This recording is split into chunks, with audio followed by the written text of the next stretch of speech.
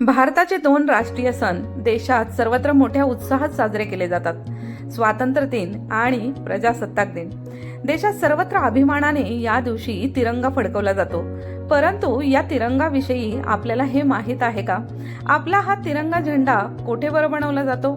तसं एकाच कंपनीकडे हा तिरंगा बनवण्याचे कॉन्ट्रॅक्ट आहे, ते म्हणजे कर्नाटकातील हुबळी येथे हा तिरंगा ध्वज बनवला जातो. कर्नाटक खादी ग्रामोद्योग संयुक्त संघाला हे देशातील आणि जगातील अधिकृत ध्वज बनवण्याचे कॉन्ट्रॅक्ट दिले जाते. 1957 मध्ये कर्नाटक खादी ग्रामोद्योग संयुक्त संघाची स्थापना झाली. 1982 मध्ये येथे खादी बनवणे सुरू झाले. दरवर्षी येथे हजारो तिरंगे बनवले जातात. फेडरेशनला 2005 ते 6 मध्ये ब्युरो ऑफ इंडियन स्टँडर्ड म्हणजे BIS ने सर्टिफिकेशन दिले होते. तिरंग्याची 18 प्रकारची क्वालिटी येथे चेक केली होती. दरवर्षी येथे 350हून अधिक लोक तिरंगा बनवण्याचे काम करतात. तेथून बनवलेले तिरंगे देशभरात पाठवले जातात. तसे तिरंगा तयार करण्याची प्रक्रिया फार मोठी आहे. सगळ्यात आधी फेडरेशनच्या बागलकोट युनिटमध्ये हाय क्वालिटीचा कच्चा कॉटनचा धागा तयार केला जातो. त्यानंतर गार्डनकेरी, बेलारू, तुलसीनगरमध्ये कपडा तयार केला जातो.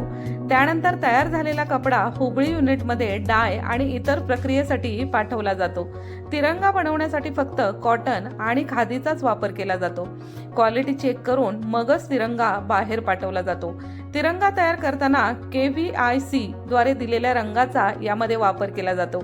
कोणता रंग किती प्रमाणात असावा हे देखील निश्चित केले जाते.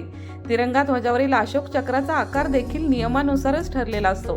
तिरंगा बनवताना आकार, लांबी, रुंदी आणि इतर सर्व मानदंड लक्षात घेतले जातात. तिरंगा तयार केल्यानंतर तो संबंधित ठिकाणी पोहोचवताना देखील विशेष खबरदारी घेतली जाते.